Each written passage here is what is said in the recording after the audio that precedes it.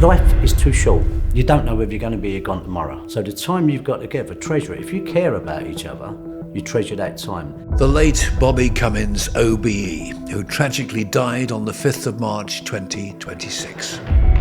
He was an armed robber, a hitman who turned his life around. He went from brandishing a sawn-off shotgun to mixing with royalty. Crime is the easiest thing, especially when you're talking about firms. You bond together and you become like a family. And it's the easiest thing to get into, but it's the hardest thing in the world to get out of. Bobby Cummines, the very name conjures up a mixture of emotions in the underworld.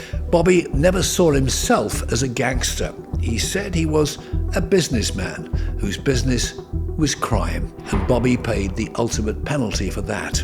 12 years in Category A prisons, brutal punishments, and the loss of friends and family. And yet, he turned it all around and advised the government on how to tackle crime. Bobby's proudest moment was his visit to Buckingham Palace. In all my years reporting about the underworld, I've never come across anything quite like it. Well, let's start at the very beginning. The first nicking I got was two bent coppers fitting me up. I was working in a shipping office, moving into customs and excise. I went to grammar school, and the first nicking I got, coppers threw a razor on the ground because I was a bit lippy when they tried to nick a few of my friends because I knew my rights and I was well educated, and they fitted me up with a cutthroat razor. My mum and dad, being straight people, didn't believe that policemen fit you up. They thought they was all like Dixon and Doc Green. They watched that nonsense on the telly. And when I said to my dad, I didn't do this, and they was going to my dad, well, if he pleads guilty, he'd get a 10 bob fine. If he pleads not guilty, we'd make sure he goes to the ball store. My mum's crying, so I took the 10 bob fine. That next day, I went into work. I lost my job straight away because it was in a local rag. Then I thought, right, if you're going to nick me for what I ain't done, now I'll show you what I can do. Bobby was the youngest of 8 and his father was a builder. The street kids had one thing in common. To use Bobby's words, we were all skint. Although Bobby left school with no qualifications, he was a quick learner, and he quickly became streetwise, with fearsome weapons as his tools of the trade. Bobby was surrounded by violence. From where we come from, the kids didn't go to Eton, they didn't go to Cambridge, you didn't have them opportunities. The street was your university, and that street was your university of crime. And as long as you didn't rob each other, everyone helped each other out. You was all like part of a big family, it was like a big firm. And you know, you'd have other firms come down to challenge you. I mean, I'd one I never get from the Archway, and they sent a message down that they were going to feed me to the dogs, cut me up and feed me to dogs. And we had quite a big little firm. I mean, there was 30 in my firm. And they went, let's go up and salt them, and it would have been gang warfare. And I went, nah. I said, we'd do it properly. And that's when I had the sawn off, and I went up there on my own. Now, they all used knives and razors and hatchets and baseball bats and that sort of thing in them days. No one at our age used a gun. And I went up there, and everyone sort of coming up watching what was going to happen. And they was all on the corner waiting to greet us. And I just walked across the road. I let one off, and they were all gone. And then we were the governors then. And then shortly after that, I got nicked for having the sawn off. Got a detention centre. They always say, it makes me laugh because they get the hangman floggers, they like give them hard stick treatment. They sent us to a detention centre. I was super fit because I got 6 months sitting in detention, super fit. Come out the best thug ever. I could outrun the old bill. I could have a right tear up on the street. So if you like, brutality breeds brutality. You know, what we didn't have in there was humanity.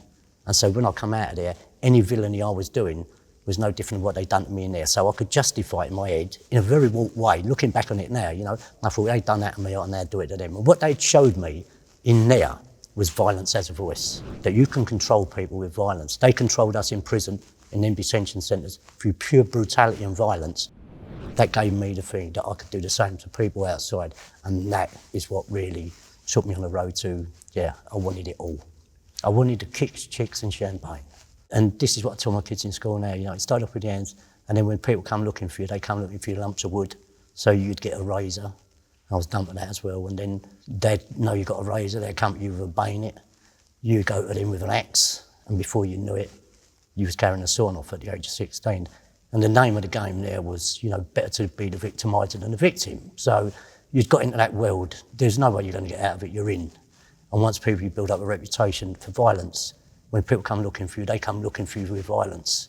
And if you carry a weapon, when they come looking for you, they're coming looking for you with a weapon. So you're going to wind up maimed, you're going to wind up cut. So the rule we had, better be caught with one when you don't need it than without one when you do. because if they come out the cars on you, they're not coming out to shake your hand and tell you what a good fella you are. They're coming out to cut you to ribbons or maim you. So if they're pulling up in that car slowly, you better have one under your coat to be able to blow them away. I knew exactly what prison was about, and I was prepared to take that risk. I didn't have rich families to bail me out. Because I had a criminal record from my youth, I couldn't get a job. And so the only option open to me, if I wanted a decent lifestyle, in fact, I didn't want decent, I wanted the same as all those guys who was going to the Ritz and all that. The only way I was going to get it was with a gun. Because one thing, no matter what your intellectual capacity is, no matter what your religion is, no matter what your social standing is, if I punch you on the chin, you know I've got the ump. So one thing everyone understood was violence. And that was a currency. Our realities was other people's nightmares. That was our life. But I had loyal friends that even when I was in prison, you know, they sent me my newspaper, you know, they were there for me, and I'll always be there for them. And that was how it was. This was this family thing. You might not see them for years, but the bond, it was the bond. We've all been there for each other. We have had differences, like any family. We fall out. One minute we love each other, the next minute we want to, you know, go to war with each other, but no different than any other family, and it is like a family. You know, but one thing, if the chips are down, we're all there for each other, all right? And that's what a family is. I remember when I first met Bobby, he'd say to me, "Your family," a phrase he genuinely meant, and one that is often heard in the criminal underworld. When they say the underworld, it's not, it's friends that are in the same business, and the same business is criminal activity. No different than what the government do, but it's criminal activity. So we tend to look after each other. If you was a criminal, you aspire to either be in like the Krays where people feared you, right? And there's a difference here between people respecting you. Now, the Richardsons were respected because they were money getters. The Krays was feared. And a lot of young people get this mixed up when they go respect. People respect me. They don't respect you, they fear you when you're doing violence. I wanted to be a bit of both. I wanted to be the guy that was respected and people liked, but also at that other side of me that I was very violent. If you mess with me, you ain't going to come back from it. So if you like, I wanted to be a little bit in between, but the two focal points were the Krays and the Richardsons. And it was what way you wanted to go. You couldn't get much more power than they had. They was top of their league, and when I say that, I mean other villains aspired, or people from our world, I don't like using the word villains really, people, because, you know, I look at politicians, a lot of them are villains, you know, people from our neck of the woods aspired to be like them. So if you like, they were powerful, they were very powerful.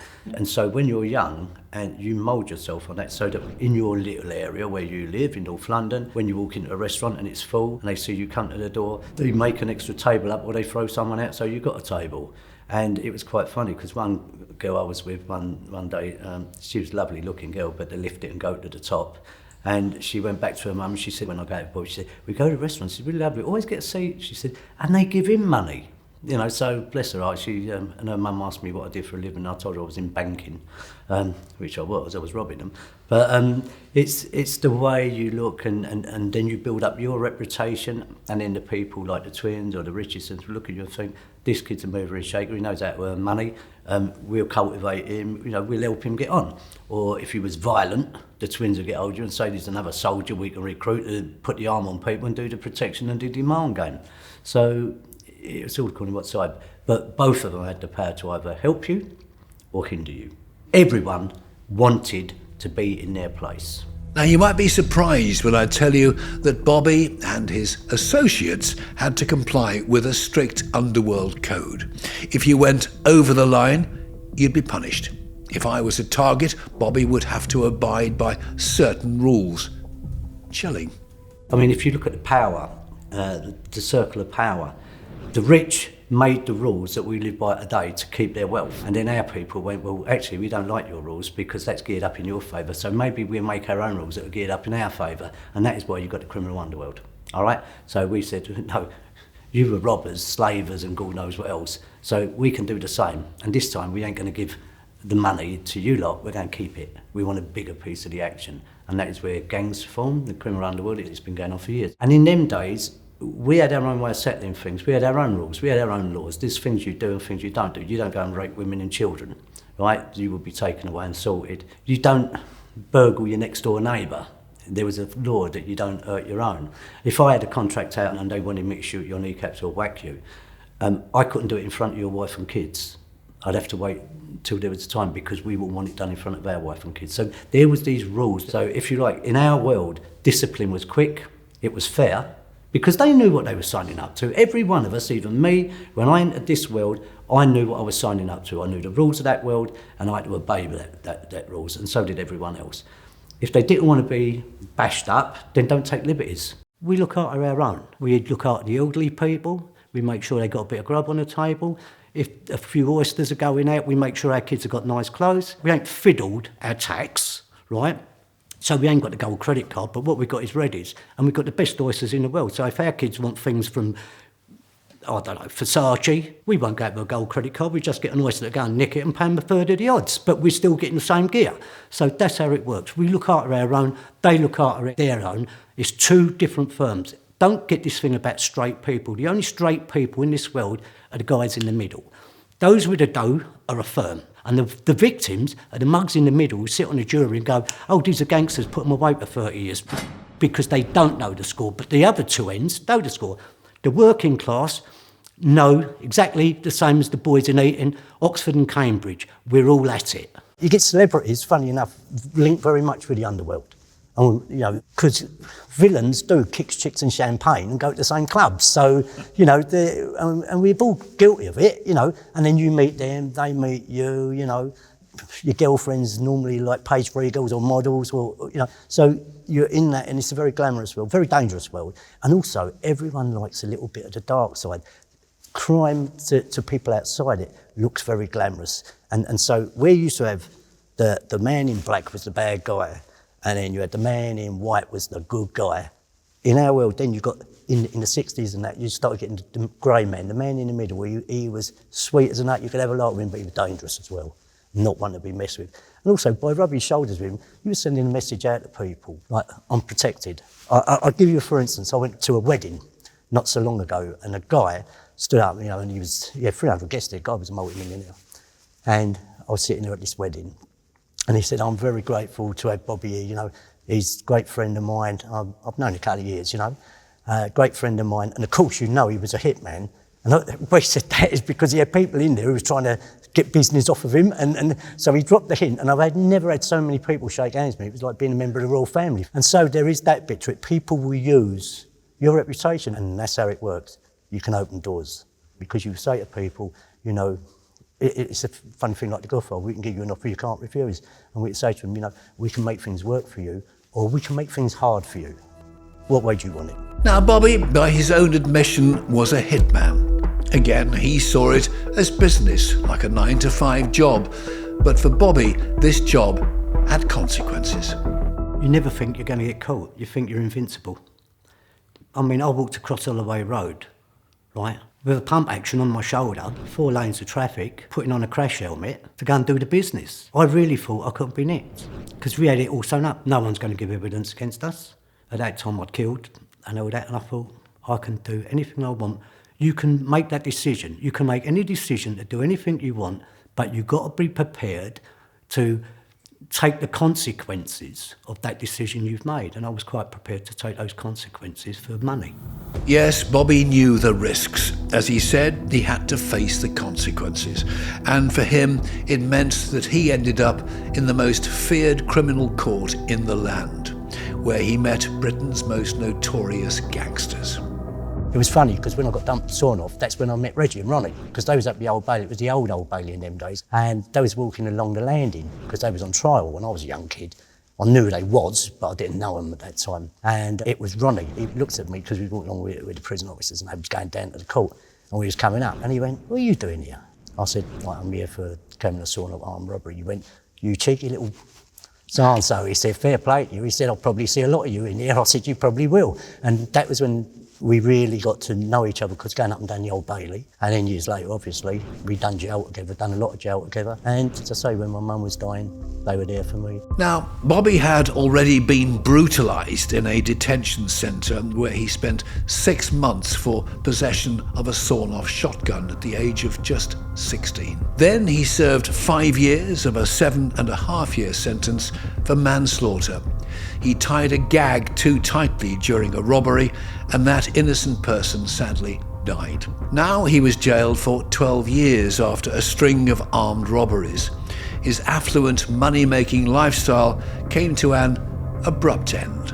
You don't serve a prison sentence in a place like Parkhurst. You survive a prison sentence in a place like Parkhurst. It was a lunatic asylum. You had some of the most dangerous psychopaths in there, but you've also had some really lovely people in there. Now, what you've done, think of a microscopic world, right, where you've got people with mental health problems, you've got people with personality disorders, you've got normal people, you've got people that, fiddle their taxes, all sorts of people, drug smugglers, terrorists, you've got them all. And what they've done, they've slung it all in one pot. You walk in that cell and you've got your bare cell equipment in there that night. You ain't had time to get your goodies in and all that, your bedspread or whatever. And you walk in there and you're looking at a concrete tomb. And it don't hit you the first night. It don't hit you. You're just banged up. It's like being on remand, but without the goodies, It's probably about 2-3 days later, when you get up in that morning, you get your tray, you go and get your breakfast and that sort of thing, and then you think, I've got this. And as time goes on, maybe a week, 2 weeks, you think, I've got this for 10 years, 12 years, 15 years, 30 years. And you've either got to bring, your body's in prison. So what you've got to do now, you've got to bring your mind into prison, because if you leave your mind and you start thinking about all that outside, your families and all that, you wouldn't survive. This is what I'm saying. You've got to brutalise yourself to survive it. I found that if men were guilty of a crime, we all went not guilty for the first year. Men doing 30 years, I never done it as a fit-up, we all done that, okay? So when you sit there, after the year, you go, yeah, all right, I've done that one, because we all got to try for the appeal, for the first year, the appeal. But afterwards, you settle down, yes, I've done that was me who done that. And also, your own firms know you've done it. Parkhurst was Britain's Alcatraz, and so you had the IRA in there, you had all that in there. And even the IRA kept a low profile in there, they didn't mess with no one, because everyone in there, if you didn't say good morning to someone, the guy could get paranoid, thinking you was plotting up on him, and the next thing you're standing in a queue and he'd pop you in the back with a blade. You could be sitting there watching telly and someone come in with a boiling jug of milk with sugar in it, tip it over your head and burn your face off. That's the reality of prison. You've got some very dangerous people in there. That's why they're in there doing 30 years at a time. So you're always watching your back. You never know when it's coming on you. You can be there one day having a laugh, the next day the same guy you've been having a laugh with can come up and do you. So everyone was ultra polite, and there were murders happened. I mean, I saw a couple in there go down. And so life was cheap, so there was the respect thing, and no matter how good you are, and your reputation's good, you've got other people there, you've got nutcases in there, you've got people in there, they get an idea in their head, they go a bit stir crazy, and bosh, it's on you, so you've got to carry a tool. Prison officers knew you carry a tool, but they also knew that kept the prison quiet, because everyone knew everyone else was tooled up, so you didn't have rows over silly things. When it went down serious. Your life, it meant nothing. People was getting killed. People was topping their self because they couldn't stand another day of it. People was slashing their wrists. And you had lunatics walking around. So you had to be on your toes. Everyone was tooled up because you didn't know when you walked out that door in the morning whether you was going to walk back in it that night. It's a living nightmare. And if you were a face, it's even more dangerous for you because you'll get some young pup who thinks, oh, if I do that, I'm going to be a chap. It don't work like that. It don't work like that. We have known each other for years. We've been in the same drinkers together. And it weren't about, oh, I'm frightened of you, you're frightened of me. It was a thing about, how are you, mate? Do you want a drink? It was that sort of thing. There was no, this, I'm going to whack you, I'm going to whack you. I mean, that's the myth. But with the young kids, yeah, they get a bit of gear up their nose. They'll shoot you now. I mean, they're shooting each other for a quarter a puff. But our Bobby never had the highest opinion of prison officers, or screws, as he called them. If he managed to bribe one, then that officer would become what he called open. All sorts of offers were made to smuggle in tobacco and whiskey, and Bobby was always playing tricks on the staff. Look, you got prison officers in prisons in them days, right? They wouldn't even get a job as a milkman. They used to have little counters because they couldn't count on their fingers. They go over to the door, they click, click, click, click, click. And what we used to do to wind them up, we'd run in and out the door so I messed their clicker up, all right? Because they weren't the most intelligent people in the world. But when the Krays went in there, of course, the myth had been created. Same as the Richardsons, the myth had been created. Same as anyone who was a so-called, what they called a face, the myth was created. I mean, I heard all these things about me. I didn't realise they were talking about me. All these, if it had been true, everything that said, I've wiped out half of North London, and I'm sitting there listening about this, and then I realise they're talking about me. So, these myths that are created, and as I say, what they do, it sells newspapers, public love crime. The biggest industry in the world is books on crime, films on crime, right? If they wrote a book about Bobby Cummines as a painter and decorator, right, no one would want to buy it. But if you said, when he was down the sewer, he cut people up, they'd all be buying it because the public love that dark side. Well, we've talked about the Krays and the Richardsons, of course. At Parkhurst, Bobby found himself banged up with both of them. So, how would he cope?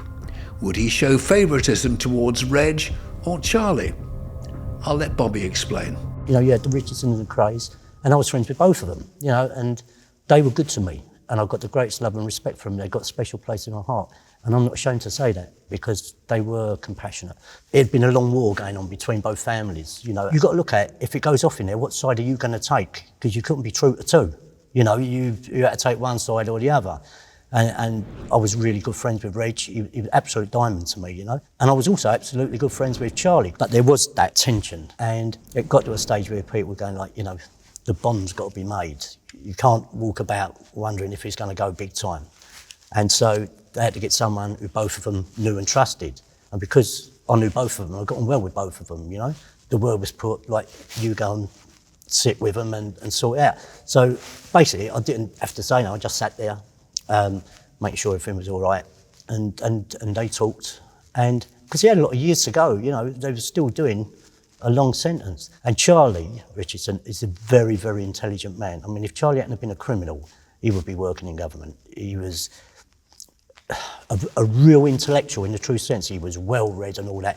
And Reggie had got to the stage where, yeah, he was violent. But they got to the stage where they knew that no matter what, they was either going to have to live together or die.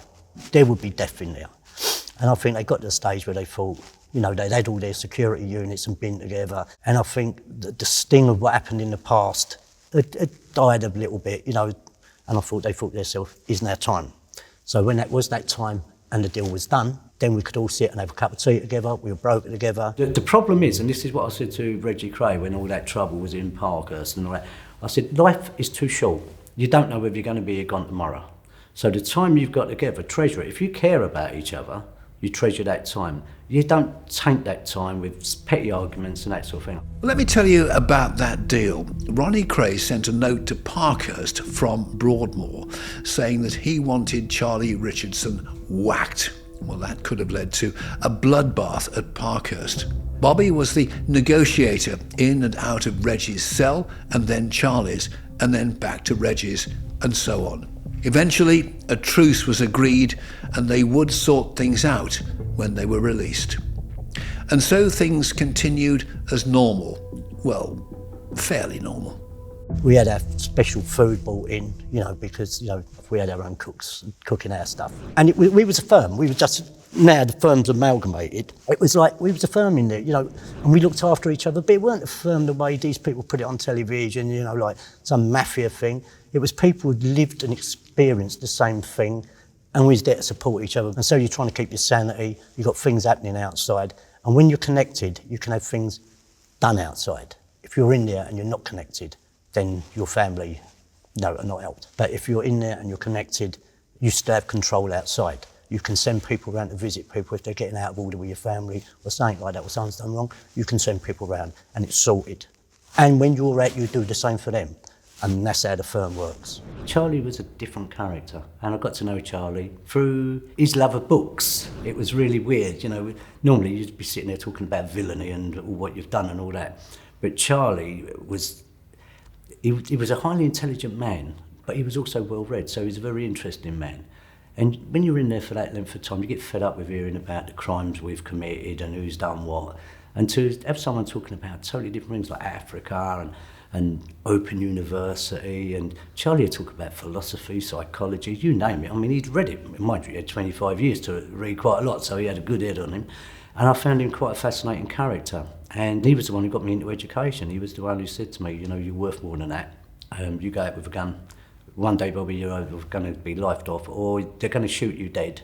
And so really, in them days, I was not only watching the police, I was watching other gang members who would have shot me, and I would have shot them. And And so Charlie said to me, he said, you're highly educated, why don't you start doing Open University? I started studying, why was I different from other people? I didn't know what straight goers done. They were just part of a crowd in Oxford Street, I didn't care what they'd done, I didn't want to know. I was interested in earning money and making sure I didn't get done, and making sure the old bill didn't nick me. So when I got into the education, I really started looking at society and where I didn't fit in it. And the more I read about this society, the more I met nice people. I wanted to be a part of it instead of apart from it, And I was watching people in prison, old guys wandering around talking about their next bit of work. And I thought, we're doing big uns. We're doing, every duty bird here. You ain't got another big sentence in you. You can't do it, And there they was, and they're going to die in jail. And someone said to me, you're worth more than that. And I thought, yeah, I am. So really, where I am today, I've got to thank him for, because it was him who got me into the Open University. Then from there I went on to Greenwich University, and my life has changed totally. And it was thanks to him, because prison didn't change my life. It was the hunger for knowledge that he'd fed me with that changed my life. I look at my life now, I'll go and sit down with Charlie, and when I eat with him or that, I'm going to feel good company. It's like sitting there, and we can have a laugh, and that will be a treasured memory in my mind, like treasured memories I got with him in Parker's and with Reggie. There's certain times that were precious times. 1988, freedom at last. But nothing was the same. Everything was different. People had changed. Technology had taken over people's lives. Bobby had to adapt, and quickly. The hardest thing is when you come out, the world has changed. And you've got to fit into a world that you ain't seen for 15 years, 20 years. And that world's moved on. When I come out of Nick, because in them days, if you wanted to make a phone call, they used to listen in, and the probation person or welfare used to dial up the number. I come out of Nick, and my wife, because I got married to the prison librarian, my first wife was the prison librarian, so I stole something from prison as well. I couldn't help it, I was a terrible thief. But, I come out, and she went, go into town. She said, and when you're coming home, have a drink, get your feel around the town. She said, and when you come in, she said, phone me up and I'll cook dinner. I'll have dinner on the go with you when you come back. So I go to this phone box, right, and there's a slit in it. And I'm looking at that and I thought, my God, it costs £5 to make a phone call now. Because I didn't know about phone cards. When I got home, she went, why didn't you phone me? And I'm talking into an empty phone because there's all people queuing up behind me. So I don't want to mug myself off. So I'm talking in this empty phone, playing a game, put the phone down, walk home. And then she went, oh my God, you got cards, you get these cards. I didn't know about these cards because they don't teach you what the outside world is about.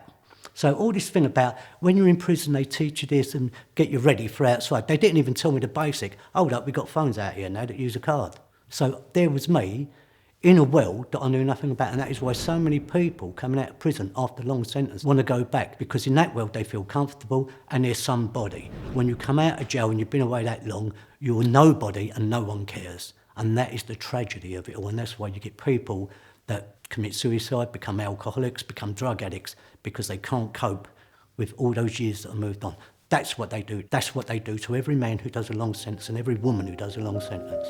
Well, Bobby's rehabilitation and turnaround was a one-off. Nothing like it had been seen before. After release, Bobby was running the charity Unlock, helping other prisoners to go straight, and later advising the government on penal reform, reminding everyone again that a cell don't smell like Chanel. If someone had told me that I'd be out now helping kids in school doing anti-crime things, I would have sent them to see a psychiatrist for an assessment. If the Governor of Parker's had said that to me, but I am doing that. Well, I started off being a volunteer for the Kent Probation Service and SOVA, and I won the Volunteer of the Year award, and they used to give me the worst type of offenders, the young ones who walk along with a stiff leg, and I say, what, you've been shot or something? You can't walk properly. And, and I had one where I went into school and they were sitting there and he had all gold chains around his neck and he was the chap. And I can tell him, as soon as you walk in a room, I can tell you if someone's carrying a tool or whether it's going to kick off. And I was there, and the other charity come out of violence initially. He went to me, this is a right naughty lot. And I knew that because you could see the PE, I tell when it's a bad school, you've got the PE teachers around the wall, you know what I mean? In case it kicks off. And they were quite rowdy, and I walked up and he had his feet on the chair and he's giving it the large one. And I walked out and I lifted his feet off and I said, Sunshine, you may think you're a gangster. I really was one. Sit up and show some respect. And I'm glad he took it. I was looking at him in the eyes, always looking him in the eyes, and he could feel it. I said, you really don't want some of me. And then we did the thing, 3 hours, they all sat like lambs, and the teacher said, never seen anything like it. And as I got up to walk out, this guy got up And like you're talking about a 14, 15-year-old, I tell you, he didn't stop getting up. He was built like, and I thought, yeah. And he went, respect, man, and give me a hug. And I thought, I'm glad you're not giving me a right-hander. You know, the size of him, he was a big one. But the difference is, when you're in violence, and he was in violence, you know people that are serious, who will do it on you properly. Now, people roll around on the floor, they cut each other, but you know the ones who will take you out the game. And he picked up that vibe. Because I've lived that life, I can do the things that the police can't do, social workers can't do. Because I go in and I'm looking at them kids and they were me when I was 16. So they can relate to that. And I say to them, if you go out with a weapon, when people come looking for you, they come looking for you with a weapon and you're 33 times more likely to be a victim of violent crime than a guy who don't carry one. And these kids matter to me. They're my kids. They're my kids dying on the street. They're my mothers that are crying, who are grieving for their kids. And if I don't get in and do something, you know, if I can turn one around and one mother is not identifying a kid on the slab because he took an overdose of heroin or because he's been shot or stabbed, then I've had the biggest touch in my life, you know? It's made my life worthwhile. And I couldn't do that unless I'd lived that previous life. Because if I didn't have lived that previous life, I wouldn't have seen the suffering and the misery that goes with that life. And I don't want my kids of the future and laying on the bed that me, Reggie and Ronnie and Charlie laid on the bed that 200 people slept on before us, cut their wrist in, urinated in, God knows what else they've done in it. A cell don't smell like Chanel, yeah? And I don't want that for our kids, they're worth more than that. So when I tell them that, I say, look, if it was any good, I'd still be doing it. And no, I'm not. And we started Unlock because of that, because we wanted to get that message across, because crime is so glamorised these days that the kids think it's, you know, it's cool. You know, you get shot in the film, you're up in half hour, and I've been shot, you don't get up. You're not getting up for a long time, and you can't go to the hospital because of gunshot wounds, or the same as when you get stabbed, you've got to have it done a bit dodgy. But, you know, when you look at the kids, and they're beautiful, you know, but they see crime as glamorous. And they're going out with imitation guns. Now, what they don't realise, they're carrying an imitation gun and I'm bang at it, I'm carrying a real thing. I don't know that's imitation. Nor did the old Bill know that's imitation. And so, when you're giving it that, and it comes on you, they're just going pop and they're doing you, right? And I used to make you laugh, you know, when I started Unlock, I had one kid say, you know, you belong to a gang. And I said, yeah, but I learned there's a bigger gang than ours. I said, in this gang, you can pick up the phone, dial 999. They come out with shooters. They shoot you, they get a medal. I shoot one of them, I get life. What firm do you want to belong to? You know? And so that's the reality of it, you know, and that's how it works. I was a specialist advisor, first ex-offender to be a specialist advisor for the House of Commons Home Affairs Select Committee on the Rehabilitation of Prisoners. And I was the first ex-offender ever to sit into a public inquiry and advise a judge in the Zaid Barrett murder case in Feltham. And it made me laugh because I sat next to Brian Keith and I said, do you know St. Brian? I said, many years ago I've been standing in front of you. I said, who would have ever thought I'm sitting aside of you advising you? And life has, there's a terrible sense of irony in life, you know, because the way things can turn out. And as I say to my kids, I'm nothing special. And if I can do it with that sort of record, you know, I mean, they can do it too. If you want people to change, what you've got to give them is the opportunity to change. Well, I mentioned earlier that Bobby saw his activities as business. He was so adamant about his occupation being a business that they called his first book, I Am Not a Gangster. Crime is a business. There's a lot of people who earn money out of it. Media earn money out of it. The old Bill definitely earned prestige out of it and money out of it, right? And everyone earns out of it. The judges earn money out of it. If crime stopped tomorrow, this is why crime will never stop. If crime stopped tomorrow, what would judges do? They'd be earning divorce cases. Barristers wouldn't be earning no dough. You wouldn't have to have a probation service. They'd be out the window. Old Bill would be down to half a dozen on the street directing old girls on traffic duty, right? All the people that would be out of work, what are you going to do with them? So it's not in the interest of any government not to have crime. So when they talk about we're cutting back on crime, what they're talking about is, no, what we're going to do, we're going to privatisation of jails. If you're in jail and I'm running a jail, it's a business, right? And you've got to rehabilitate these people. Why do I want to rehabilitate you? I rehabilitate you, I've got an empty bed. It's a void. So I want to make sure you come back to me because I'm earning that. It's a business. Same as it is in the law courts, same as it is with barristers, same as it is with solicitors, probation service, social workers, psychologists. Without the criminal, they're all redundant. Now, Bobby always maintained that he was punished because of his background. So, what if he'd been educated at Eton or Oxford? Perhaps he would have indulged in different types of crime with much lower sentences. Once you go away for that length of time, new growth grows.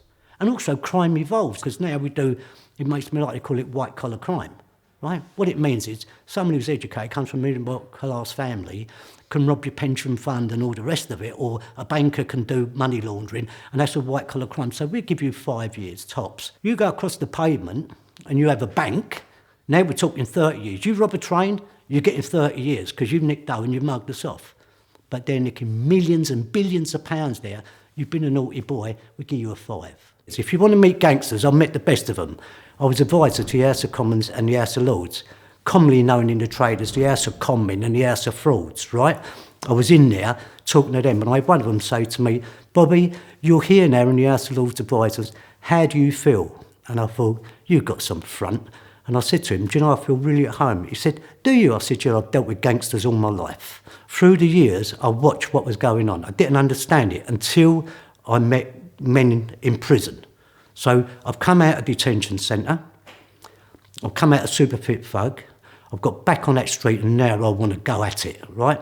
Wound up going at it so bad, on a wrap-up, someone died, right? So I've taken someone out of the game. Terrible thing I have to live with for the rest of my life." So when they talk about life sentences for people, when you've killed someone, you live with that for the rest of your life, even when the sentence ends, okay? Because, you know, being a Catholic, I believe in that sort of stuff, and I think you've got the mark of Cain on your head, you know? So I live with that, right?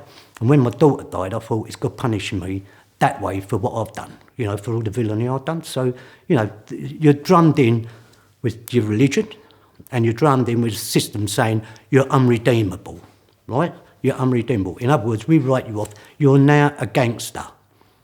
But when you look at it, they talk about drug dealers. This country was selling drugs in the opium wars to the Chinese. Biggest drug dealers, pharmaceutical companies, drug dealers, thalidomide, selling drugs that were dodgy, right? They don't put them away, right? You talk about people trafficking. We dealt in slavery for hundreds of years. You talk about extortion. We went into countries, if you don't give us your oil, you don't give us your rubber, we're going to blow you apart. So next to them, I mean, we're gas meter bandits. When I go out of this world, I hope I'm standing next to a politician or an House of Lords, because I'll tell you what, they'll open the golden gates for me, I'll be straight through, and they'll be going downstairs to the warm bed, you know? Yeah, that's what it's about. Everyone's bang at it, and as Reggie used to say and Charlie used to say, you know, we're on the wrong firm. We should be in the House of Commons, you know? I mean, when I look at them, and if you get a mother who gets housing benefit and she mixes it up and she nicks a couple of £100, she's banged up in jail. These people are nicking 30 grand, right, for a duck pond, and they made a mistake. Well, when we go to court, the first thing the judge says to you, in the eyes of the law, ignorance is no fix. We had our own law. We looked after our own, and Parliament and those from Eton and Cambridge looked after their own. They were a different type of mafia, but we were all gangsters together, and we all wore the pinstripe suits, and we all went to the same club. You get these people, right, they know nothing about our world. They read about it, they believe the nonsense that's written about it. They've really got no idea what it's like. It's not a nice life. It's a painful life. We kill our families. When we go away, we go to jail, but our families go to jail with us because they're suffering outside. So when you sentence someone to jail, you're not sentencing that person to jail, you're sentencing their wives, their kids, their mums. So when you talk about victims of crime, everyone is a victim of crime.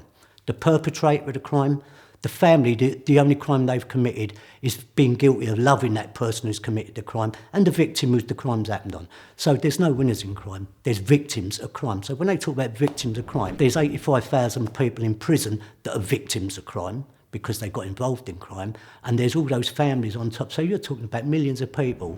Prison is so bad, people hang themselves, cut themselves. When I hear people say it's like Butlins, I don't know what holiday camp they go to, but if I was Billy Butlins, I'd be suing them, because I don't know how many people slash their wrists and hang themselves in Butlins, but quite a few do in jail. All right? So when you get these people, listen to this glamour of our life of crime, listen to this glamour of the chaps in jail. Put them in there for a week and they'll cry their eyes out. All right? They'll cry their eyes out. The monotony. I mean, I was a Buddhist, I was a Muslim, I was a Catholic, I was even a Druid at one time in prison just to get rid of the monotony. you know? And that is why now in jail they give kids PlayStations and they give them televisions in their cell. We didn't have that in them days. It was slop out. It was a different type of jail. You could smell it a mile away. And it was a very dangerous place because there was people in there that should have been really mental institutions and being helped rather than being punished, all right? So when you get these people go, oh, you know, I know Reg, I know the gang, absolute nonsense. They knew nothing about it. The only way you learn about someone is when you do jail with them, when you live with them 24/7, because then all the bravado, all the myths go away and what you see is the man. Crime is the easiest thing, and especially when you're talking about firms, you bond together and you become like family, but it's the hardest thing in the world to get out of. Once you're known as what they call a face, you have to live. You have to actually live up to the bullshit that other people put on you. I mean, I sat there, when people were talking, I'm 5'6", more fat on a greasy chip, right? But if you look at the things I'm supposed to have done, I did do terrible things. We know that because I was convicted of them, you know. But I was dealing with terrible people. But it gets blown out of proportion, you know. Everything that happened, Bobby Cummines done that, his firm's done that. A geezer got cut, he's done that, you know. There was rumours about me coming out of wardrobes and cutting people, kidnapping people in motors, 5 dead bodies. But these are the myths that then become realities. And that reality, or the myths, are the ones that get you burned. The truth must come out because we're fed up with the fantasy. What's got to come out now is the reality. And the reality is that we all suffered through it. Men got put away for 20s, 30 years.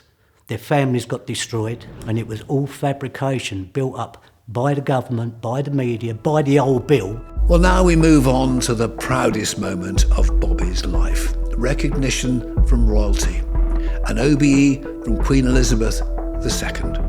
It was a great honour. When I got that OBE, I was very proud, but it's also very humbling. You're standing in front of the Queen, and I'm an out-and-out royalist, everyone knows that. In fact, the worst gangster I've ever met all loved the Queen in the country. It was crazy. And here we are, all serving her pleasure.